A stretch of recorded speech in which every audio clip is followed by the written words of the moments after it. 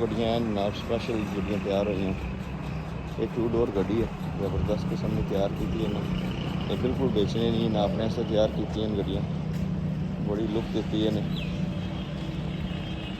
एक है जनाब ना अपने शौक वास्ते रखी है गड्डी।